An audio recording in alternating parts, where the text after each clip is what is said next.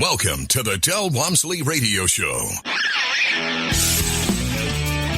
Del challenges the status quo, questions everything, and empowers you to return to your core beliefs to make your life better. If you're ready to hear the truth and get your roadmap to the lifestyle you really want, the next hour will change your life.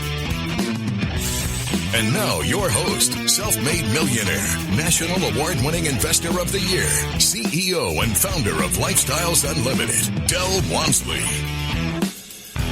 Welcome to the Del Walmsley Radio Show, where the hype ends and the help begins. I'm your host, Del Walmsley, and as always, we're working on your financial freedom. With me here today on Tell Del Tuesday is Cornell and Vivian Williams. This is a family that has been with us for quite a long time, about 12 years, I believe, or somewhere along that amount of time. Actually, 2007, I guess that makes that 13 years, so I was off by one. Sorry, guys. They're out of Dallas area, and they've done a tremendous number of different apartment complexes and other types of real estate investments. And we're happy to have them on the show today to be able to explain to you their strategy. Welcome, guys. Good morning. Thank you. We've had you on before, but it's always good to have you back and hear where you're at now. You've done so many different deals, it's hard for me to keep up with you. You're movers and shakers. So why don't we start by just telling people a little bit about yourself and how you got into real estate in the first place, since I think you owned a property before you even came to Lifestyles. Did you not? Yes. So, as you know, Dale, we came from Detroit, Michigan, and we were already real estate investors. Actually, we met in a real estate investment club in Detroit. Cornell and I did, and I was a property manager for the group. And so as we got married, we started buying properties in Detroit, 2-family units, and also we bought an 8-unit that we still own today. And my background, I was a computer programmer, and after we had children, I went back to school and became an interior designer. So Cornell can tell you a little bit about his background. Well, actually, I used to work for Ford Motor Company. I was an engineer for Ford Motor Company. But as Vivian said, on the side, somewhere way back, we actually started investing in real estate. We thought real estate, was a good vehicle for obtaining financial freedom back then. And again, she already kind of told you, we purchased several 2-families and 8 units, which really kind of got us kick-started that we actually still own back in Detroit. Well, I'm just going to run some of these numbers out of here. A 41 unit in 2009, a 70 unit in 2010, 2012 you picked up a property that was owned from another partnership or from one you were in, and then you took it over. In 2015, 180 units in Arlington. 2017 did 256 units in Waco, still have that one. And 2019 did 103 units in Arlington, still have that one. So here's the question. I mean, I just read off probably 500 to 1,000 units there, and you still own an 8-unit in Detroit. Does your family live there? What's the deal? Actually, yeah, we still do have family here. My brother actually used to own it. I mean, not manage it. My brother actually used to manage it, and to be honest with you, he was kind of up in age, so we just kind of kept it because it was our first start apartment building, and he really didn't have much to do, so we just kept it for him to do. And unfortunately, he passed away last year, so now we're getting to the point where we're probably going to sell it. Yeah, and it was paid for free and clear, good cash flow, so and it was very easy to run. A lot of long-term tenants, so we just decided to keep it. I figured it had to be all family members living there or something. It's like you just couldn't get rid of it. It was too personal. Yeah. It's like that first friendship ring you still have deep somewhere in one of your boxes somewhere. Just, you can't get rid of it. Doesn't really mean much anymore, but so that's cool. Moving on. When you came here, Cornell, into Dallas, had you already left Ford Motor, or were you working for Ford when you came to Dallas? Actually, I had just retired from Ford Motor Company. We retired in 2007. We came to Dallas in 2007. We just got tired of the snow there. We wanted a little bit more warmer weather, so we went from the extreme cold to the extreme heat. Well, I did the same thing, but when the day I dropped in Dallas, it's an amazing story. The day I dropped in Dallas, Dallas had the largest snowstorm they'd ever had in their entire history. And so I went to Houston.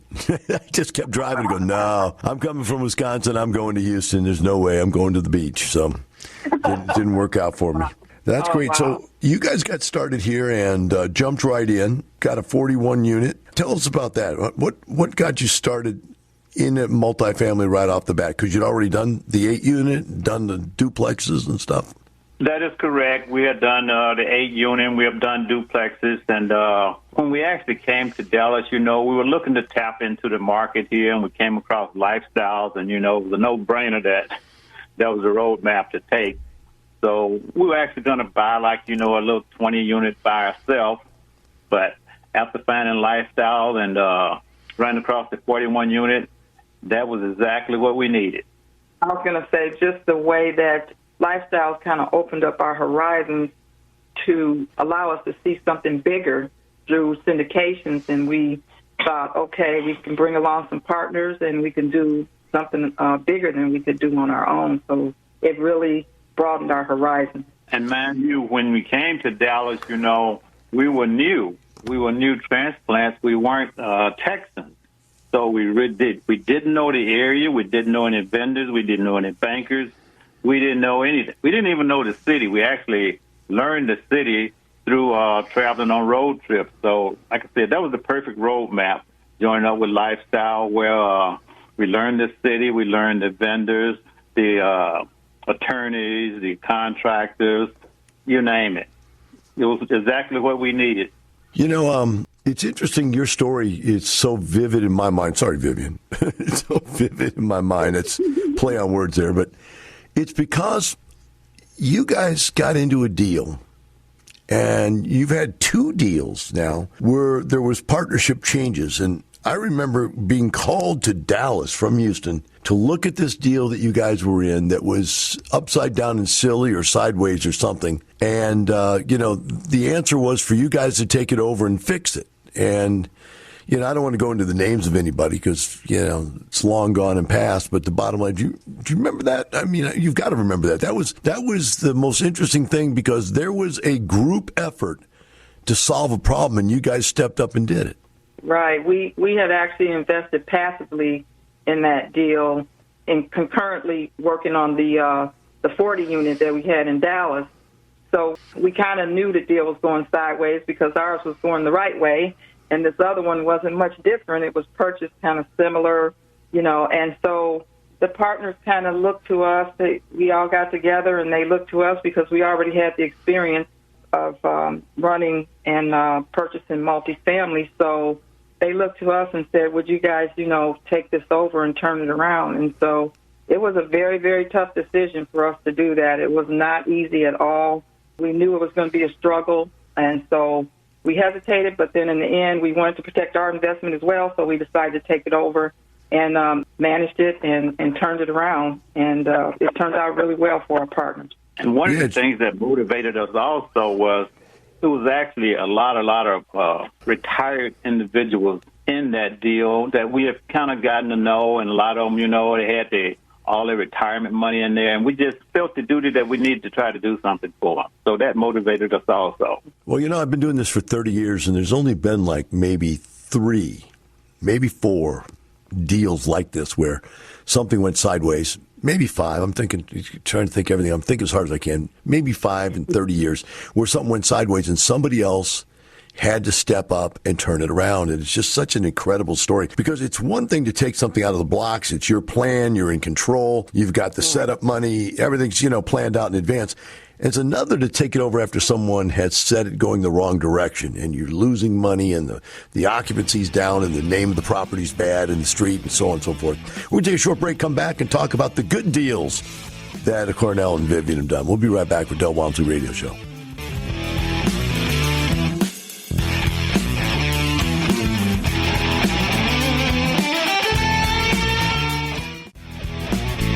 Welcome back. Now here's some more unconventional wisdom to set you free from the man on a mission to retire America, one person at a time, Del Walmsley.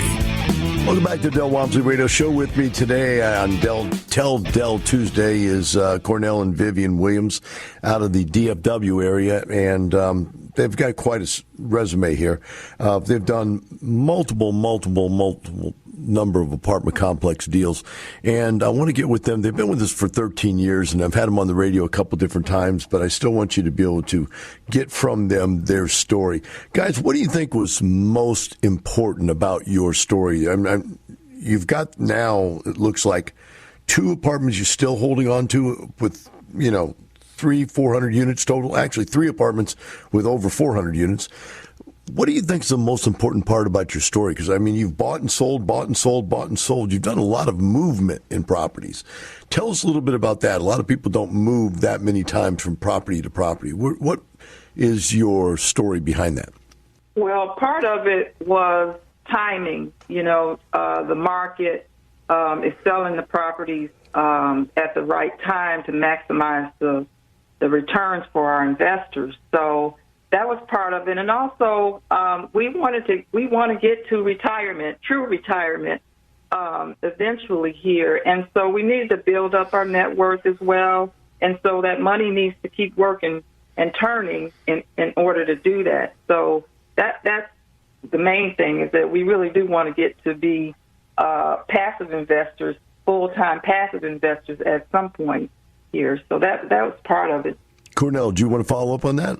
Well, I would have to say that also, and of course, we have to take this roadmap to actually get to the point where we really reach financial freedom, and we've gotten to the point, where we feel that we're financially free. We can kind of pretty much do what we want to do when we want to do it. So that was a big part of it also. Well, are you working now? I thought you quit working. We're just doing this stuff now. This is all we do. This is all we do, but we do manage. We were managing some of the properties ourselves before we sold, and we are managing the last one we bought, the small one, the 103 unit in Arlington. So we're not totally retired as passive investors, so we're still actively involved in the management of some of the properties. So we're partially retired. I got you. So on the one you say you're managing, of course, you're a management company, correct? You're not actually over there sitting on site managing and doing all that stuff. Correct. Oh, no. We manage the day-to-day activities with the staff that we have. Okay, I just want to make that clear for the audience. They're not sitting in an apartment complex somewhere managing it. They're just doing the management company type stuff, which is asset management type stuff, making the big decisions. So let's talk about which property you think you had your greatest gain. You've done so many, I don't know which ones you want to talk about. Let's pick a couple and start talking about them. Tell us what you've done with them. Well, it's ironic that the property that we actually took over, that we weren't initially the leads on, we had one of our best gains on that property, believe it or not. And that's why we say real estate is really forgiving. We took a failing property, turned it around, and that was one of the best properties that we have had as far as returning the investment back to the partners. Yeah, that deal kind of put you on the map up there in Dallas, didn't it? Absolutely. Yes. We won't go into all the details, but we pretty much got put through the fire on that one. So we figured if we could get through this property with all the challenges that we had, the property was in, the previous lead had put a lot of money into it and just put the wrong tenants in there, and it was torn back up. And it looked like, it was just bad, prostitutes and drug dealers and boarded up windows. And there was a spot that somebody had run into the property and he just boarded it up. And it was just bad. And then we kind of made a name for ourselves with that property because everybody that was there at the time knew what we went through to turn that property around. We had no money. He had like $700 in the bank, and the taxes were due the next month when we took it over. So we definitely got put through the fire. So I think that that gave a lot of the passive confidence that we could pretty much take on just about anything. But to take one like that, that was selling so bad and turn it around and that be one of the properties with the better return is really, really ironic.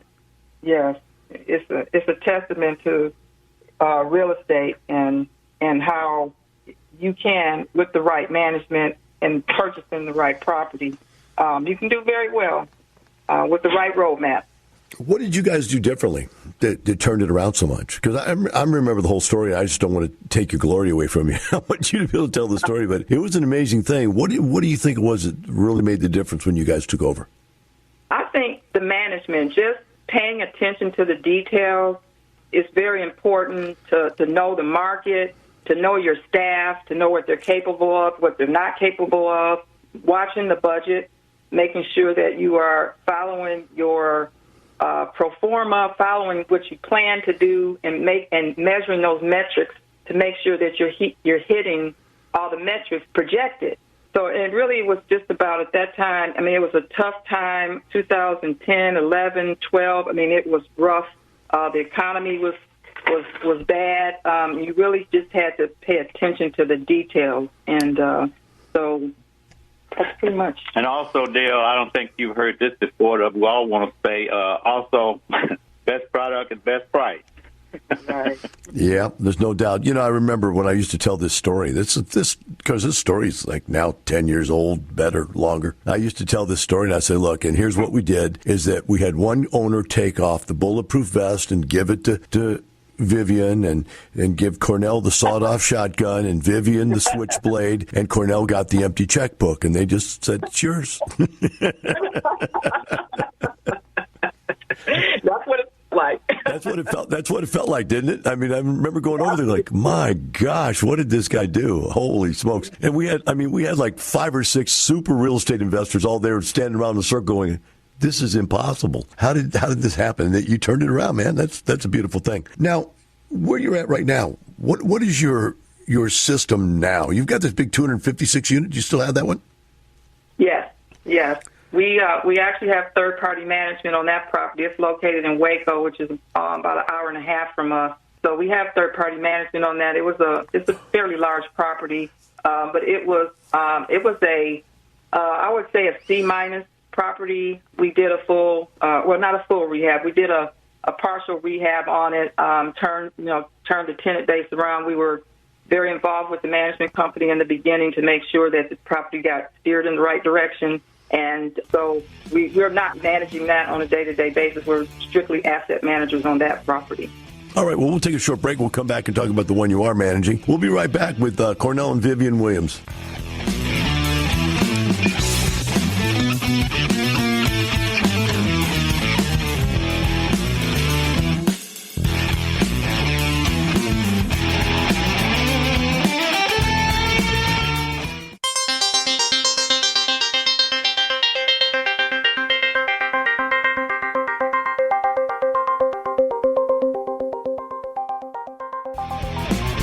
Welcome back. Now here's some more unconventional wisdom to set you free from the man on a mission to retire America, one person at a time, Del Walmsley.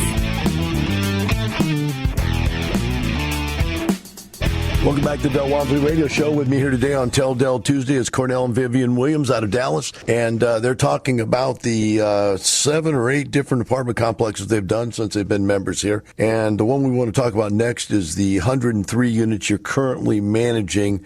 Tell us about that property. Where's it at, and why did you like that one as a purchase? Well, that property is actually in Arlington, and we liked it for a couple of reasons, because I would say probably 4 out of majority of our properties actually have been in Arlington. So we know the Arlington area very well. And when we saw this one come on the market, it was one that we couldn't pass up. Another thing we liked about it, we've purchased property at various stages of being upgraded. They say they've upgraded. We found that many times we go in, the upgrading that the prior owner has done, it didn't meet our standards, and it wouldn't be consistent from unit to unit. So this property had not been touched. So that gave us the opportunity to go in and start from the ground up to renovate it the way we want it to be consistent with everything from unit to unit. Do I sense a little bit of Vivian wanting to be an interior decorator and getting her opportunity to plan a whole project? Yes, that is correct. You know me too well, don't you? I only buy property so I can do design work. Gosh. I know a few people that way, my friends, and they do, and they get it. But usually, though, that if it's your what's the word, your passion, then you do it well, right? Yes, I think I do it well, and it's something I really enjoy, taking something that's, broken, ugly, and making it pretty and making it a nice, comfortable place for people to live. That's very rewarding. And also, Dale, it gives me the opportunity to get her out of the house from spending too much money into the house and she spend it on the apartment. That's a good move. Make her put her time into something that earns you some money, right? Right. I don't know if you guys know this or not, but you've got all these properties in Arlington. But one of the things that interested me when I was up there teaching in Arlington is that Arlington has the highest apartment density in the country. Did you know that? We did not know that. There's more apartments per capita. And I remember I was up there one time and we were talking to somebody, and Arlington was at the time trying to stop people from building apartments there because there were so many of them. And I thought that was so interesting because I found out something about population control I never understood in taxation. That was, if you live in a big old multi-million dollar house and I pay taxes on multiple millions, there's me and no kids living here. So there's no school, there's no police problems, very little political capital need to be spent, for construction or anything. But if you live and you have an apartment complex, it's a multi-million dollar apartment complex, you've got thousands of people living there, hundreds of kids going to school, and they're going, man, don't build any more of these. We don't want to take care of all these kids. But you guys went in there and taken all these properties over in Arlington and turned them around. So I'm assuming that most of these have been, 70s, 80s, 90s construction. What are the ages of these properties? Well, the first one, Tuscany, was actually 1965, I believe. Yes. Yeah, 1965. Well, the one in Dallas, the first one was 1964. Second one was 1965, and then Cooper Park was 79. And then so we keep going up in well, I guess you could say down in years to. The one in Waco is 1984, and then Arlington is 1984 or 83 as well. So you're following the tendency of most real estate investors. We buy stuff that's a little newer each time, closer to the front end of the market and away from the back end of the market. But you think about that one, built in 65, that's 50 years old, actually 55 years old. Man, that's amazing. Until you think about this, and this always gets me. You guys came from the East, actually not the East Coast, but East, further East. The older parts of the country, like the Eastern Seaboard, they had a hurricane there, and in New York, I remember them flooding out all those houses along the coast there. And they were saying, this house is 200 years old, and it belonged to my mother and father and their parents. And so my grandparents lived here, my parents lived here, and now we live here with our kids. And I'm thinking, who actually lives 3 generations in a house? And it really freaked me out. But then you start talking about this stuff. We're thinking here, 55 years old should have been torn down. And the comparative to me, which I thought was so interesting, is one day I'm driving to my office in Arlington, and I see this giant football stadium. I think it's on 183 or something like that, whatever the road is. And I'm driving down that, going to my office, and then I come back a month later, and it's gone. You guys eliminated a football stadium in 1 month. And in Houston, we've had the Astrodome for 50 years and not knocked it down. Wow. What is about that, man? That's amazing. Do you have zoning in Dallas? Yes, we do have zoning. Yes, we do have zoning, especially in the suburban areas. I'm not real familiar with the bigger city like Dallas and Fort Worth, but definitely in the suburbs, yes. See, that's the difference. In Houston, we don't have any zoning. You could build a church next to a liquor store, and they wouldn't care. It just doesn't matter. Wow. Okay. Unbelievable. So you guys have got these things all here. And the point I'm getting to is that this is Arlington. This is a really, I would call it like it's right in the middle between Dallas and Fort Worth, but it's like a sleepy community to me. Mm-hmm. Would you agree with that? Doesn't it feel kind of like it's a really residential area is the point I'm getting to. Right. It's not as dense, as a Dallas or Fort Worth. It's still considered a suburb, but it's over 300,000 people in Arlington. So yeah, it's a suburb stuck between two big cities. I don't know. Right. Exactly. What is it a suburb of? You can't even tell because you can go from one to the next and not even know you've even changed cities, right? So it's true. But the point I'm getting to is I'm trying to get this. You guys have mastered this area. You know that area, and that has made it possible for you to be able to excel. I call that farming an area. You find an area and you find out what the soil's like. You find out what the plants grow there well, and you planted and grown and made it happen and took care of them. Which brings me to the next question: why Waco? Well, when we started looking after we purchased Cooper Park, everybody was, the prices started to go up. After the economy started to get better, the prices of properties just shot up.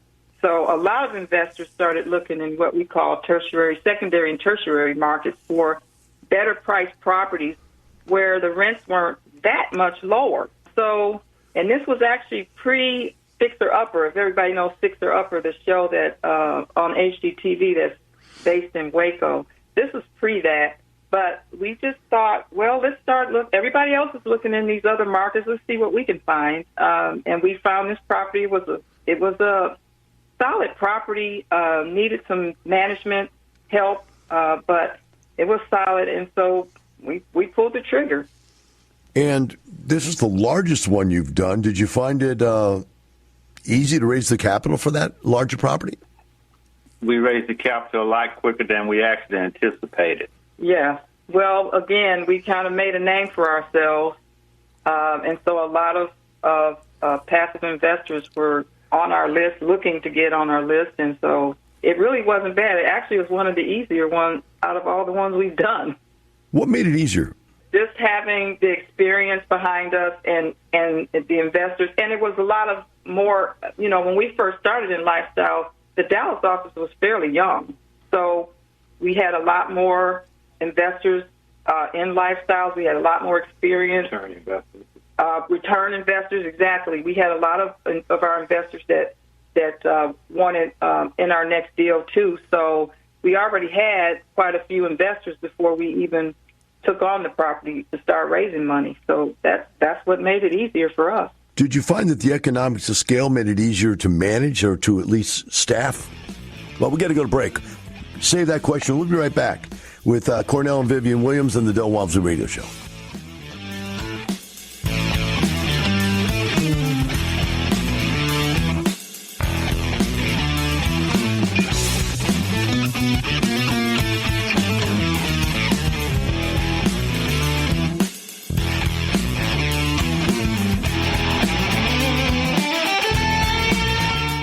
My friends, how many of you out there right now believe you have a plan? I followed the conventional plan for years, and then the conventional plan blew up in my face. I wonder how many of you can relate to that exact same thing. The real question is how many of you have actually figured out how to turn that thing around and make it happen. Do you have a plan? Lifestyles Unlimited has one for you. It's worked for countless others. Retire in 5 years or less. Come learn more. Join us for our live online workshop. Register at lifestylesunlimitedworkshop.com. Del Walmsley on having a plan. The year I got cancer and could not work for 8 months, I lost 50 pounds. I want to tell you that I made $4 million that year. I made more that year than any year I'd ever made previous to that in my life. And I'm not telling you that to impress you. I'm telling you that to impress upon you. I didn't go to work for 8 months. That's a plan. Create your plan at Lifestyles Unlimited's live online free workshop. Register at lifestylesunlimitedworkshop.com. Welcome back. Now here's some more unconventional wisdom to set you free from the man on a mission to retire America, one person at a time, Del Walmsley. Welcome back to the Del Walmsley Radio Show. With me here today is Vivian and Cornell Williams out of Dallas, and they're talking about the project they did that was 256 units, and I was asking them, did they see any economics of scale? And then really, just so that someone's tuning in right now, you've owned a 41 unit, a 70 unit, a 180 unit, a 103 unit, and a 256 unit. And what I'm asking is, tell the audience the difference in staffing and how much difference it was as far as your effort necessary with different size properties. Well, as we found out, buying what we consider smaller, like the 41 unit and 70 unit, the 41 unit really couldn't support full-time staff. So we had a part-time manager, part-time maintenance. And so when someone would call at 2 o'clock in the morning with a maintenance issue, emergency or whatever, sometimes Cornell would have to go and take care of the issue. And same thing with the manager. If she was sick or had an appointment or something, then I was covering the office. So actually, as we got into the larger properties, it actually was easier for us to manage because it would support more staff. And then even with the 256 unit, we decided to go third-party management because the management fees are more reasonable at that level of number of units than it would be on a 70 unit, say, for instance. And then with the 256 unit, we actually have 3 people in the office. We have the leasing, assistant manager, and then we have 3 maintenance staff, which is lead maintenance, assistant maintenance, and a make-ready person. So you have a lot more coverage. So if one of those people gets sick or they need time off, you've got 2 other people to cover for them. No more Cornell, the maintenance engineer, right?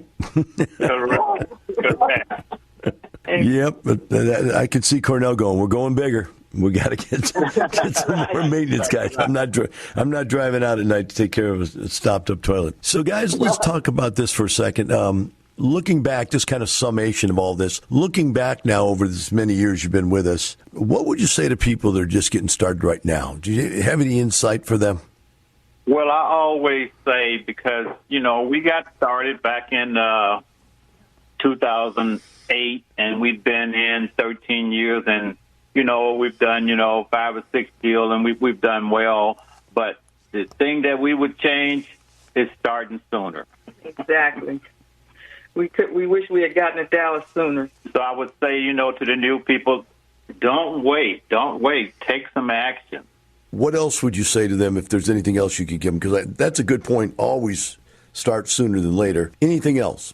Which direction should they think about going? Or do you have any opinion on that? Well, I would say, everybody's situation is different. Lifestyle is there to help people figure out what is the right direction based on what their goals are, what their financial situation is. But I think because we had already kind of put our toe into the pool, I guess you can say, of multifamily, we started right away in multifamily. We do have some single family, but our focus was multifamily, which allowed us to go faster, quicker with our financial plan. So it's, obviously going to depend on where you are in your life and where you're trying to go and how fast you want to get there and the resources you have available to do that. Where are you at as far as friends and family? 10 years into it, obviously people know you're serious about it. You've got it. Did you ever have a situation where the friends or the family weren't on board, or they were like, oh, my God, Vivian, what are you doing? Well, you always have those people who are skeptical. But, again, our situation was a little different than most. We had already kind of started this, and people were seeing our success in our family. So we didn't get too much pushback. And we have some very supportive family members. So I think we were lucky in that respect that we had a lot of support from our immediate family. And so that made it a lot easier for us, whereas other people, they've never done this before, and they don't have any family members that have done it. Actually, my father had already purchased some rentals as well, so he was definitely supportive. But other people, it might be a tough road, but we knew, it's the right way to go. So we plowed forward. Is there any legacy plans in this for you guys, for the family? Oh, wow, absolutely. I'll let Cornell talk about that. Well, legacy plan, of course, we have kids, and we're actually working with our son right now, who is starting off, with single-family houses. So he kind of starting, from that point of view, but he is starting. So our legacy is, to get our kids into the real estate so they can realize, financial freedom one day. Excellent. That's always good to see it pass on one more generation so you can leave it behind, because someday you guys aren't going to want to work anymore. Going to go, nope. Absolutely right. That's it. And our daughter did the same thing. She actually went to college at UNT, and she was majoring in, I think, human resources, and all of a sudden she changed her major to real estate property management her junior year. And so she actually went into the field as property manager out of school as well. That's interesting. That's quite a change. So it looks like you do have some legacy work in there. That's a good thing. And I guess the last thing I want to ask you here as we break off here, am I going to see you guys at this year's Expo? Absolutely. Oh, yes. Absolutely. We can't wait. Yes, we can't wait. I hope it's in person. Yeah, really? I can't wait either. I'm tired of this stuff. So, well, guys, I appreciate you coming on and sharing your story with us. And I know that you've done a lot in lifestyles, and I look forward to you doing another 2 or 3 or 4 years of good stuff before you retire and go away. But up until then, the rest of you out there, remember this. They're not doing this for a little money. They're doing this for a lifestyle. Have a wonderful day. We'll see you all tomorrow. The information and opinions you hear on the Del Walmsley radio show are those of the host, Del Walmsley, his guests, and his callers, and do not necessarily reflect the opinions of this station, its affiliates, its management, or advertisers. The Del Walmsley show is for entertainment purposes only. Please consult a professional regarding your personal investment needs. Nothing presented on the Del Walmsley show constitutes an endorsement, recommendation, offer, or solicitation to buy or sell any product or security.